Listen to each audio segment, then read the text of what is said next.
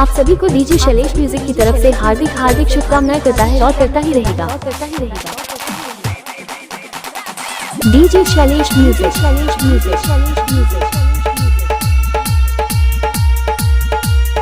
खावा बाजार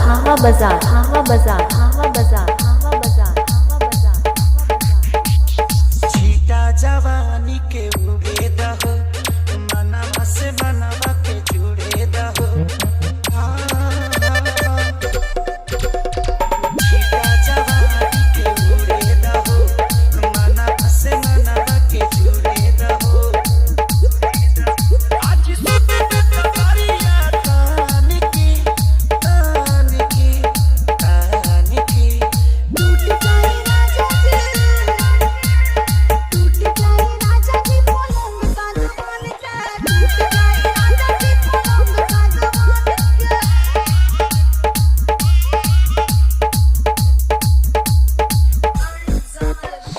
आप सभी को डीजे शैलेश म्यूजिक की तरफ से हार्दिक शुभकामनाएं करता है और करता ही रहेगा। डीजे शैलेश म्यूजिक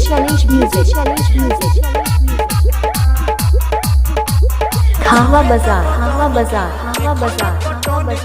चदरा बिछा दे हनी पलम जी माया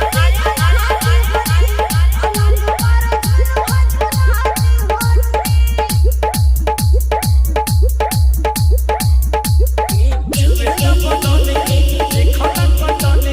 चदरा बिछा दे हनी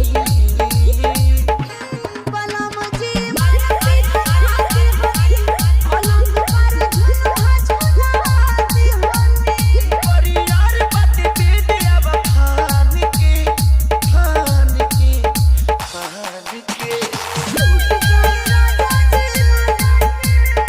डीजे शैलेश म्यूजिक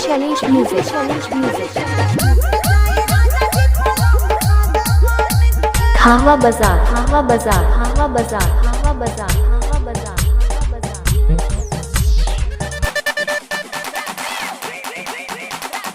आप सुन रहे हैं डीजे शैलेश म्यूजिक को डीजे शैलेश म्यूजिक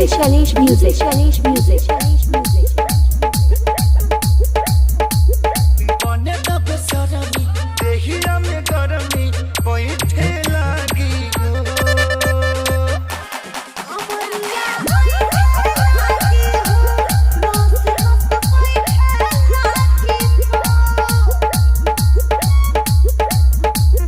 बने दब सरमी देहिया में गरमी बैठे लागी हो